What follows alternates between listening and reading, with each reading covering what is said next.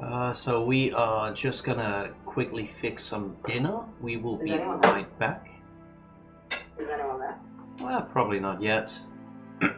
Just wait a little bit. Yeah, I'll You're repeat gonna that. be there. Should I just say Yes.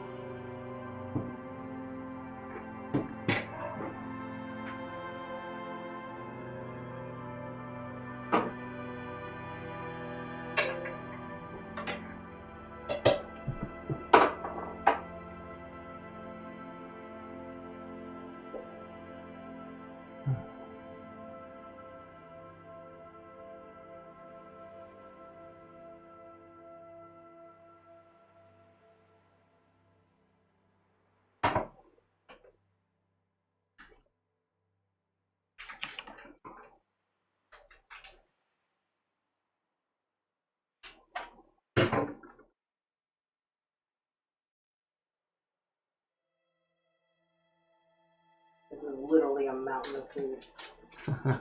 Hell yeah.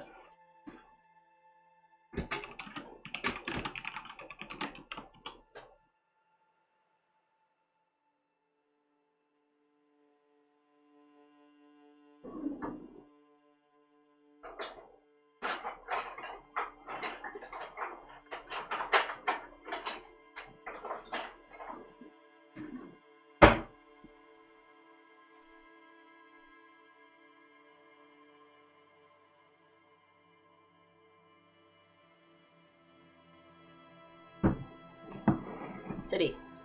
Yeah. Oh wow. That's a lot of foof. Yeah.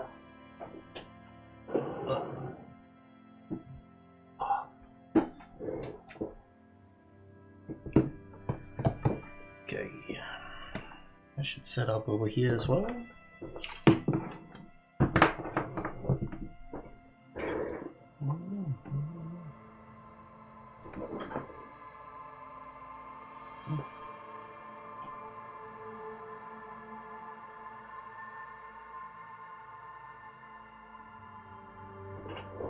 Okay.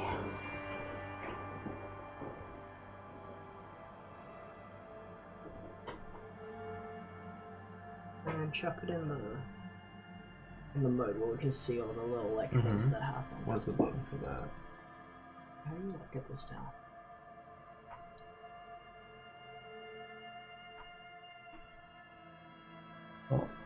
Oh. Hi, Mum. Oh, Eva. Love your break pictures. Yeah, they're cool. You did a good job on that. Thank you. And everyone who sent pictures did a great job too. Right. Oh, alright. Let's So get we- hydrated. Yeah, Make sure that you I got have water. Might get a beer after. Oh, now.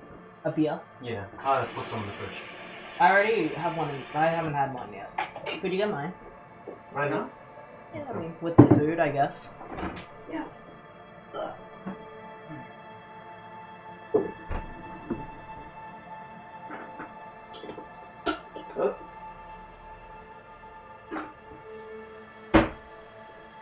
And here you are. Thank you.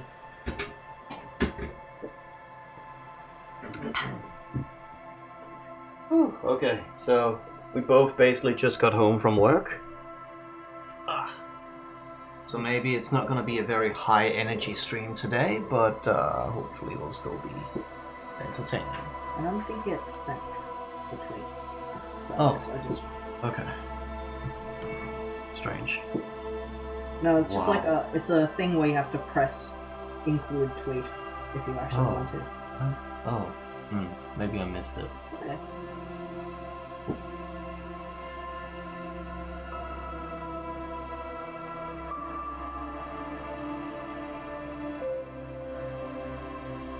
Okay. Well, good thing this game has most of its dialogue, like, read, so I can kind of just eat while I'm playing. Should we not wait a little bit? We can wait if you want to. Yeah, just to make sure that everyone who wants to Yeah, join has a like, chance to did come you in. send it to our friends? Yeah, I wrote it in my Discord group, yeah.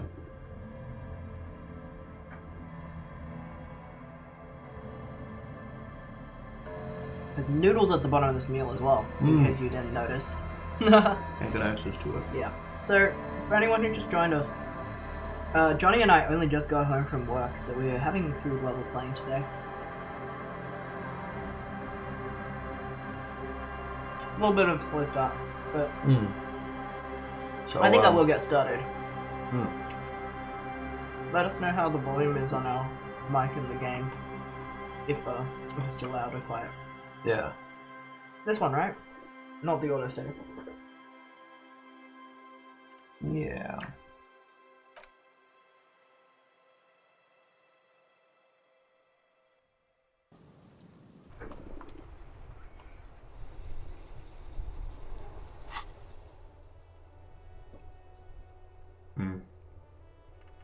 We've done that. What else back in the day from? Oh yeah. Oh, we have to talk to The Union rep and the Wild Pines rep. Yeah. Should I explore the area first? Yeah. Well, you were very close to the Wild Pines rep just last stream, if you remember where she was.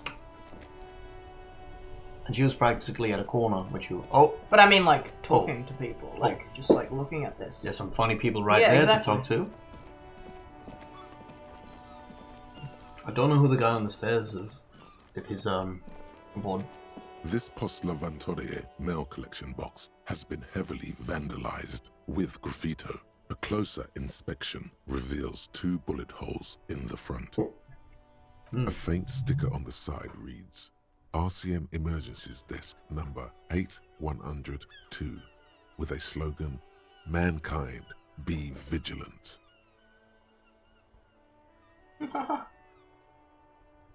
Pat the mailbox.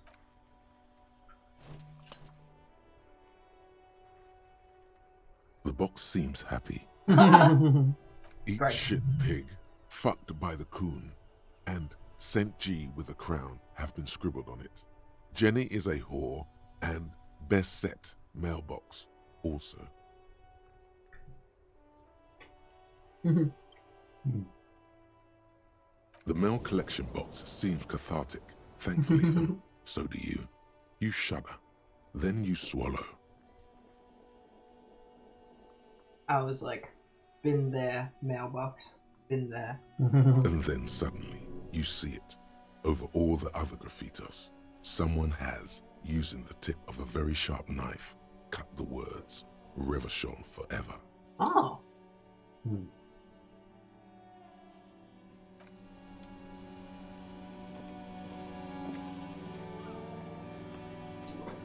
I work hard, I play hard, nobody works hard.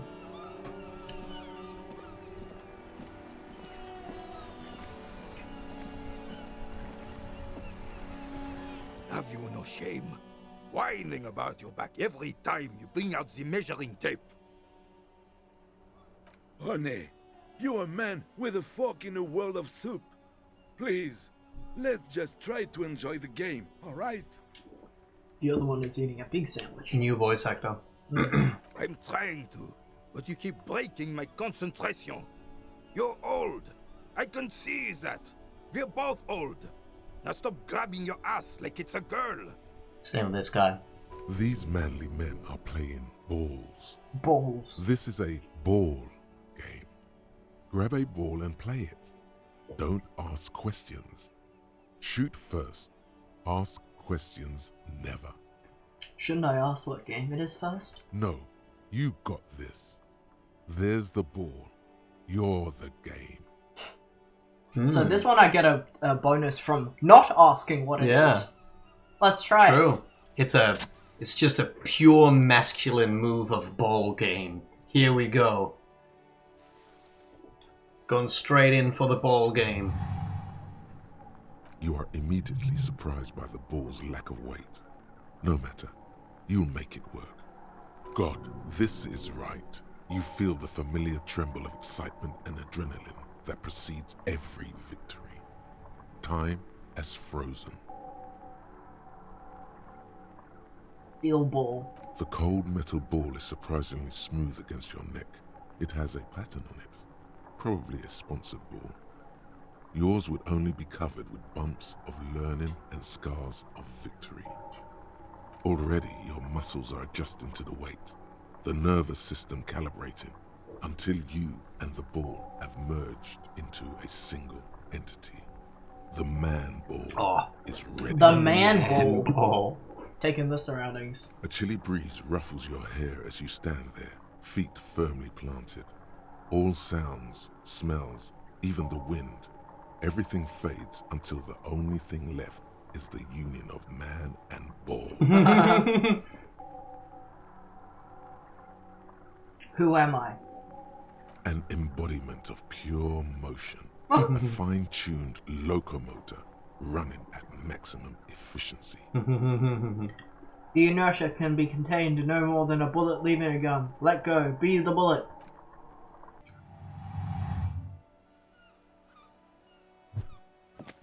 What the hell? Wow, dude. That's a big throw.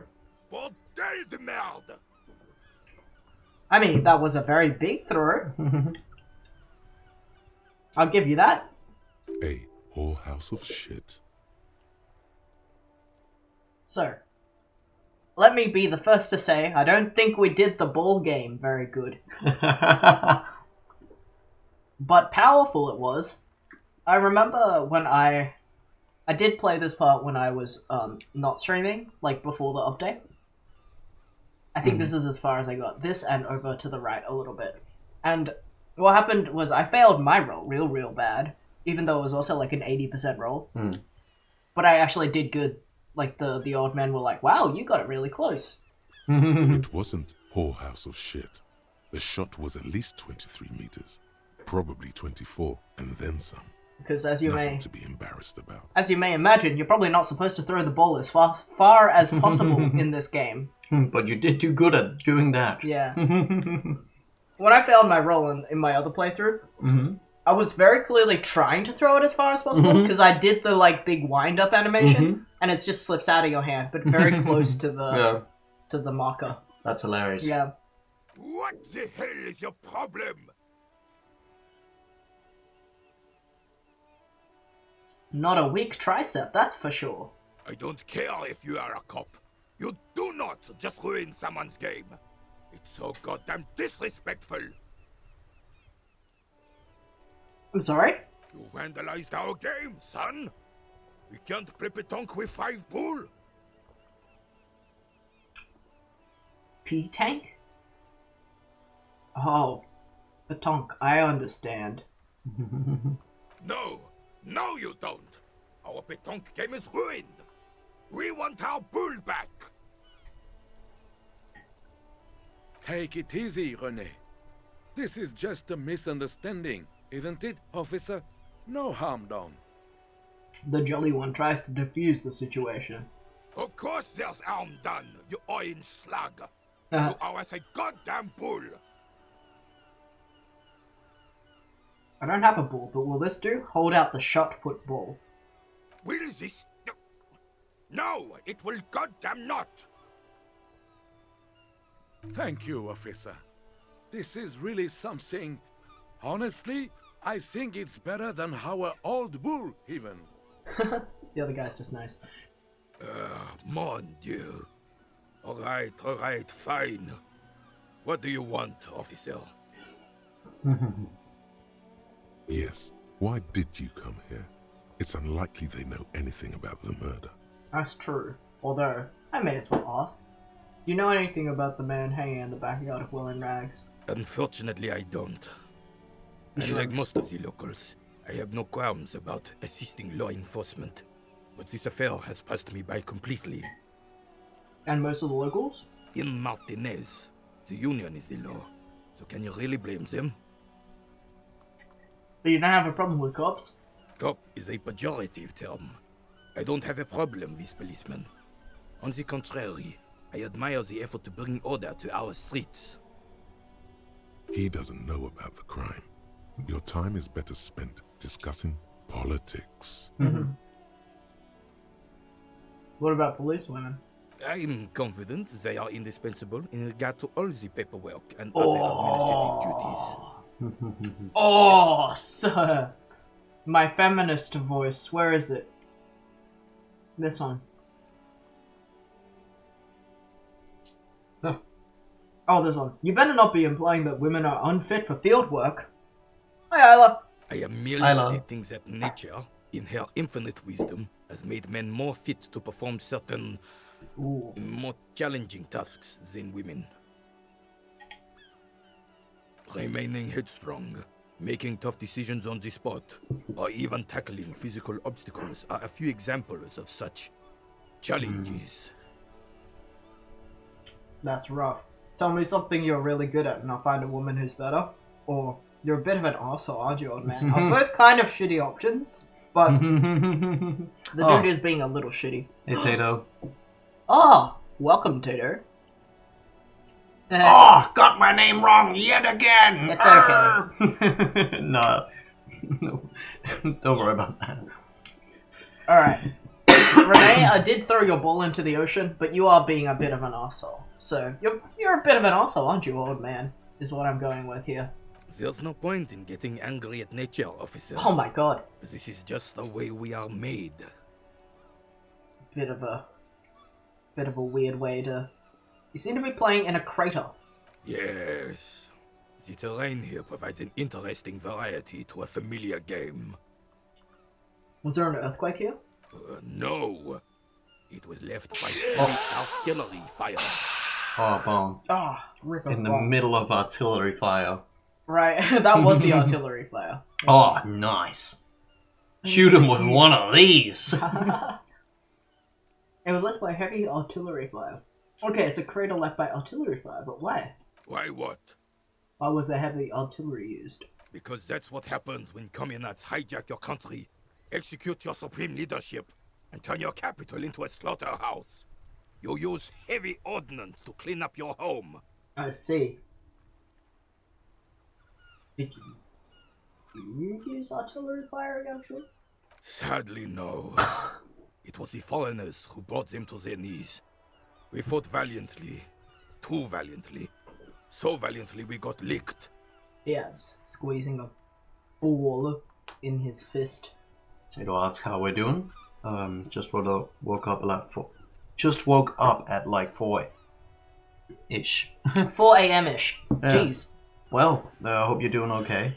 And not too sleepy. We just both got back from work, so we're still eating dinner while we're playing. Yeah, so there'll be a little bit of slurping. Yeah. Should have fought dirty, like they did with their suicide sex cult propaganda. And mad anarchist women strapped to shrapnel bombs. We didn't though, and we lacked caliber.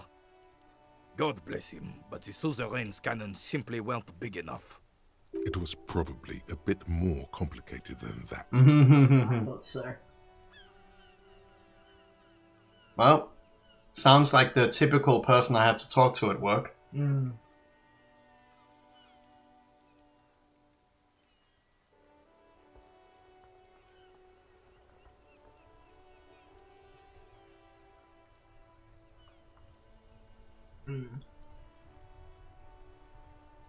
Why shell them here in Montanese? Because this place is a damn beachhead. Had to soften the commies up first. Pointing to the bay. The beachhead? Yes, the military coordinated amphibious landing to take back Revachol. Martinez was used as one of the 3 footholds in Revachol during Operation Deathblow in 08. The other 2 are off in Stella Maris and the Delta. He points to the northeast.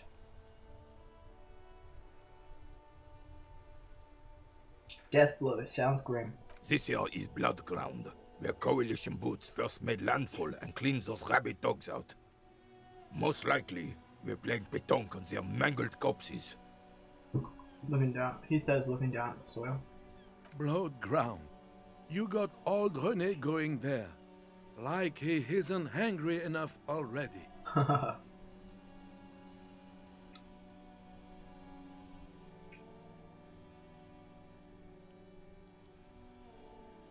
Why is everything so...